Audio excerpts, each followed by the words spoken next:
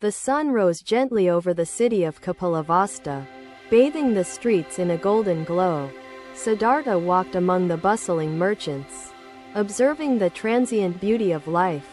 They gathered in a semicircle, their robes rustling softly against the earth as they took their seats. Ananda, the ever-curious monk, broke the silence with his earnest question. Master, why do our minds crave constant distractions, never content with the present moment? Buddha opened his eyes slowly, their depth reflecting an ocean of timeless wisdom. He regarded Ananda with a gentle smile and began to speak. In a distant village, Buddha said, there lived a farmer who owned a restless ox. The ox wandered without purpose, always searching. The disciples leaned forward, their curiosity piqued by the unfolding story. Buddha continued, his voice as steady as the flowing Ganges. The farmer tied the ox to a post, thinking it would bring peace. Yet the ox pulled, struggling against the rope. He took the beggar's hand gently, continuing, your hunger binds you, yet it is not the sole chain. What else stirs your heart with longing? The beggar hesitated, his words faltering as he answered, I wish only for bread to fill my empty stomach and ease this constant pain. The farmer realized his mistake. Buddha replied. He set the ox free and walked alongside it, guiding it gently. The disciples pondered the lesson, their minds racing to grasp the deeper meaning hidden within the tale. Buddha looked at them, sensing their struggle to connect the story to their own restless minds. Your mind, Buddha explained, is like the ox. When constrained, it fights. When guided, it finds its way home. Ananda, still unsatisfied, ventured another question. Master, how do we guide the mind without it straying into endless cravings? Buddha raised his hand, motioning toward the tranquil pond nearby. The water's surface shimmered with the reflections of the surrounding trees. Consider the pond, Buddha said. Where ripples form when a stone is cast, is the pond troubled? Or does it simply respond? The disciples turned their attention to the pond, watching as its ripples subsided into calm stillness. Our minds, Buddha continued, are like the pond. Distractions are the stones, yet the stillness remains beneath the surface. Siddhartha continued his walk, the beggar following silently behind. They approached a serene pond surrounded by lotus flowers in full bloom. Turbulence arises from attachment to the ripples. Forgetting the stillness that lies beneath, he placed his hand gently on the earth, connecting with its grounding energy. Let go of the ripples, and you shall rediscover the stillness within. The disciples absorbed the wisdom, their hearts opening to the simplicity and depth of the teachings. Yet Ananda, ever inquisitive, sought further clarity. Master, is it wrong to seek joy in the world around us? Are not the sunrise and birdsong gifts? Buddha turned his gaze toward the horizon, where the sun hung low, bathing the world in golden light. Joy in the moment, Buddha said, is a natural gift. Craving its repetition binds us to dissatisfaction. The beggar sat beside Siddhartha, his gaze fixed on the lotus flowers swaying gently in the breeze. Siddhartha spoke again, his voice firm yet gentle. The path to liberation begins with understanding impermanence. The disciples sat in contemplative silence, the weight of the teachings settling like dew on their hearts. Master, a novice monk began hesitantly. How do we train ourselves to embrace stillness amidst a world of constant distractions? Buddha stood, his movements deliberate and serene. He began walking slowly, and the disciples followed, their footsteps a whisper on the earth. As they walked, Buddha pointed to a tree, its roots entwined with the ground. See how the tree stands tall, unshaken by the winds, Buddha said. Its strength comes from its roots, deep and unwavering. Siddhartha rose to his feet, extending a hand to the beggar. Come with me, and I shall guide you toward the truth that liberates. The beggar took Siddhartha's hand, his heart filling with newfound hope as they walked into the distance. Together, they journeyed toward the unknown, seeking the wisdom that transcends suffering and impermanence. As night descended upon Kapilavastu, Siddhartha gazed at the stars above, their light piercing the dark sky. He whispered softly to himself, "To awaken is to see clearly, beyond the veils of illusion and ignorance." His resolve grew firmer, and he vowed to walk the path of renunciation, no matter the obstacles, and so began the prince's journey into the world. Leaving behind the comforts of his palace to seek truth, he wandered tirelessly, guided by compassion and wisdom, meeting those bound by sorrow and offering hope. The teachings he shared transformed lives, planting seeds of liberation in hearts longing for freedom. In living fully, you dissolve the chains of craving and discover true freedom. The walk concluded beneath the Bodhi tree, where the cycle of teaching had begun. The disciples sat once more, their hearts and minds opened by the journey. "Master," Ananda said, his voice filled with gratitude, "your teachings illuminate the path, yet walking it remains a challenge. How do we remain steadfast?" Buddha closed his eyes briefly, the silence deepening as he gathered his thoughts. When he spoke, his voice carried the weight of timeless wisdom. Steadfastness arises from gentle discipline, neither harsh nor lenient. Observe the mind without judgment, and guide it as the farmer guides the ox. Siddhartha sat beneath a towering tree, his gaze fixed on the ground. A soft breeze rustled the leaves, carrying whispers of the earth's eternal rhythm. Villagers passed by, carrying baskets and tools for their daily tasks. A group of monks emerged from their small huts, clad in simple robes, their faces serene. "Remember," he said, "the journey is not to a distant land, but within yourselves. The stillness you seek is always here." With those words, Buddha returned to his meditation, his presence a living testament to the peace he taught. The disciples dispersed, each carrying the teachings like a precious jewel, their steps lighter and their hearts freer. There is much to learn from the simplicity of their lives. Together, they walked along the path, their bare feet pressing gently into the soft earth. Buddha sat beside it, serene and reflective. Disciples gathered, their robes brushing the earth, anticipation filling the air like an invisible thread connecting them. Women carried pots of water, their steps steady despite the heavy load. Children ran playfully, their laughter ringing like the sound of bells. "What is the purpose of this cup?" Buddha asked. Sariputta answered, "To hold water, Master." Buddha poured the water back into the pond, setting the empty cup before his disciples. When empty, the cup holds potential.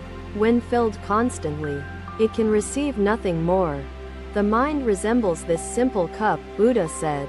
The disciples leaned closer, drawn by his analogy, eager to uncover its hidden truths.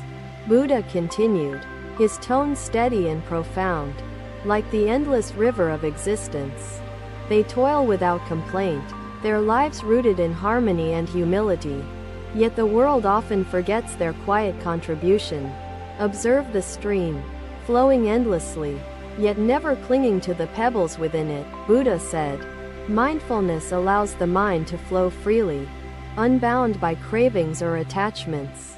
A novice monk hesitated before asking, "Master, does mindfulness mean silence, or does it include interaction with the world around us?" Buddha gestured toward the rippling water. Mindfulness is neither silence nor noise. It is awareness, watching the ripples pass without grasping or rejecting them. The disciples pondered his words, their faces reflecting the effort to grasp the deeper meaning within his teachings. "Master," Sariputta asked, "what happens when we resist emptiness, fearing its vastness?" Buddha reached for the empty cup, his movements deliberate and calm. When we resist emptiness, we bind ourselves to the fear of the unknown. preventing the mind from experiencing its limitless nature, Buddha said. He placed the cup back beside the stream, allowing the disciples to contemplate its silent presence. Ananda ventured another question, his voice filled with reverence. Turning to the monks, Siddhartha spoke calmly. See how the earth gives generously, asking nothing in return. This is the essence of selflessness and humility. It is the fertile ground in which wisdom and peace can take root. A novice monk asked timidly, Master, how do we embrace emptiness without feeling lost or isolated?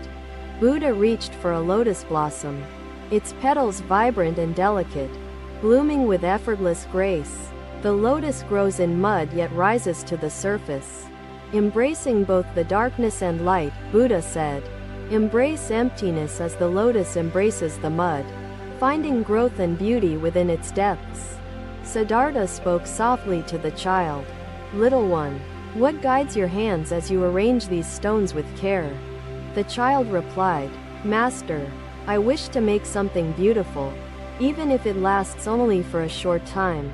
Siddhartha smiled warmly and said, your act carries humility, for you create not for yourself alone but for beauty's sake. See the bee, which gathers nectar without harming the flower, taking only what is needed. Buddha said, interact with the world with intention, without craving or excess. The disciples watched the bee, its actions reflecting the balance Buddha described. Simplicity intertwined with purpose. Ananda spoke again, his voice resolute. Master, how can we use mindfulness to nourish wisdom while living within the chaos of the world? Buddha turned his gaze toward the flowing stream, its waters reflecting the surrounding beauty. Mindfulness is like the stream, nourishing all it touches without clinging, moving forward without resistance. Buddha said, allow wisdom to grow naturally, without forcing or obstructing its path.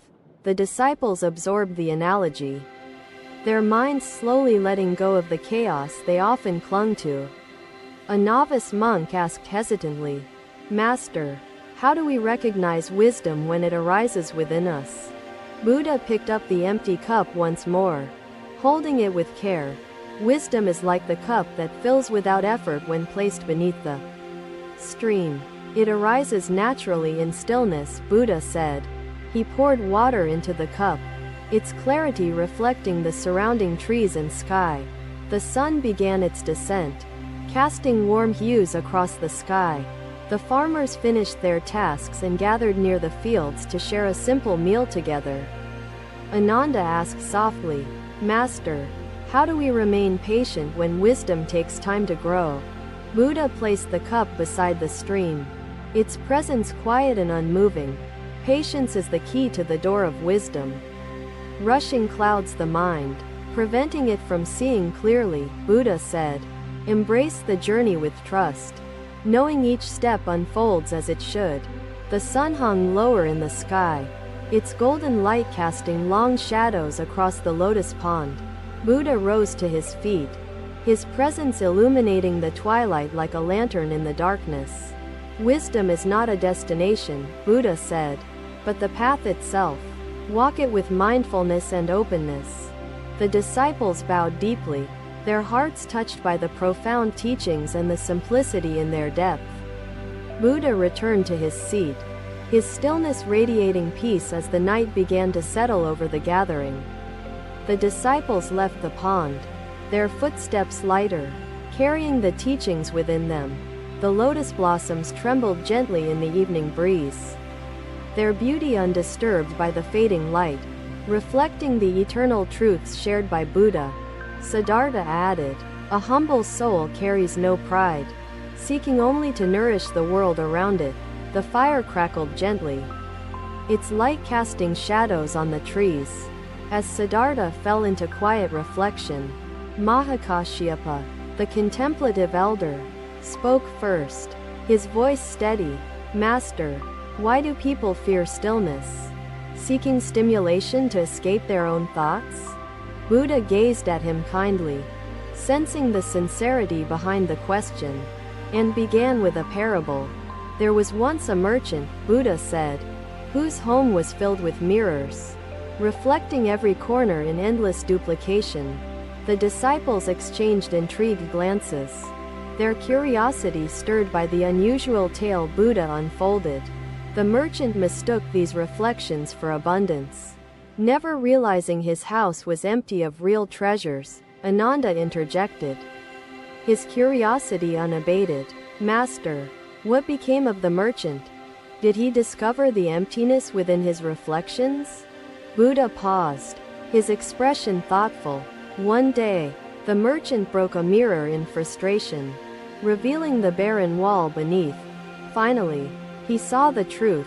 The disciples pondered the lesson, their minds engaging with the parable's layers of meaning. Buddha continued, his voice rich with insight. Like the merchant, people fear stillness because it reveals their emptiness, unmasked by endless distractions. Sariputta, the elder disciple, asked solemnly, Master, how do we confront the emptiness without succumbing to despair or avoidance? Buddha reached for a nearby lamp, lighting it with deliberate care, the flame flickering steadily. Emptiness, Buddha explained, is the canvas on which the lamp of awareness burns, illuminating the truth that lies beneath distraction. The disciples leaned closer, drawn to the warmth of his metaphors, seeking clarity in his profound teachings. Master, Ananda asked, if emptiness is inevitable, is striving for joy a futile endeavor? Buddha turned his gaze toward the sky, where birds soared gracefully, their movements harmonious yet free.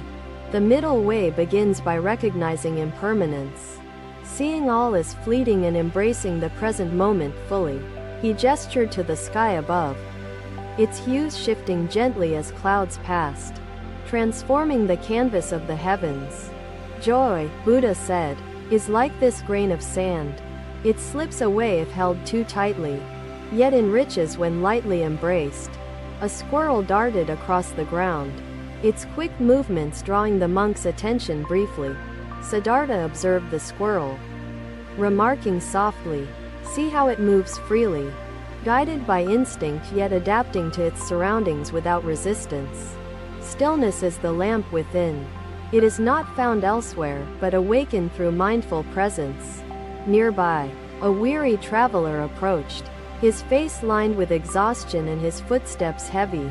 The traveler knelt before Siddhartha, bowing deeply and speaking humbly.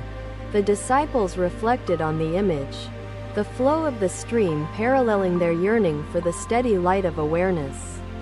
Ananda spoke once more, his voice soft yet determined.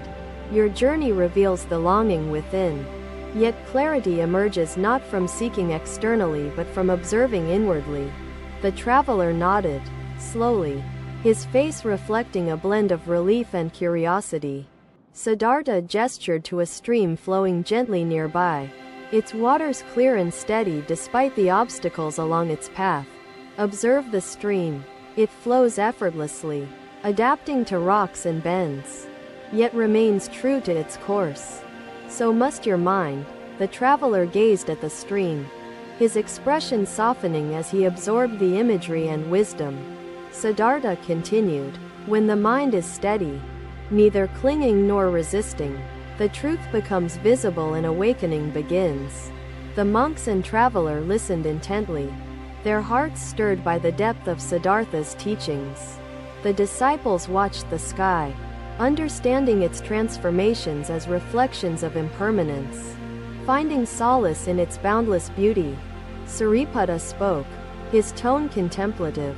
Master, how do we remain steadfast when the winds of fear threaten to extinguish the flame? Buddha gestured to the towering tree nearby, its roots deep and unshaken by the breezes. Roots of wisdom anchor the lamp, steady against the winds, unwavering in their embrace of truth. The disciples marveled at the tree, its silent strength resonating with the teachings. Ananda asked again, his eagerness undimmed, Master, how do we cultivate wisdom to grow these roots within ourselves? Buddha picked up a handful of soil, its texture rich and earthy, Holding it in his palm, wisdom grows like a seed within fertile soil. Nourished by humility, introspection, and the willingness to learn, Buddha said. Siddhartha observed the bird, remarking, "The bird does not cling to its branch, nor does it resist the wind. It moves freely, embracing its nature." Buddha rose, his movement deliberate and serene, his presence like a lantern guiding those in darkness. He addressed the group once more, his voice filled with timeless clarity. "The lamp within each of you shines eternally, unbound by fear or suffering, illuminating the path of true freedom." The disciples bowed deeply, their hearts touched by the depth of his words.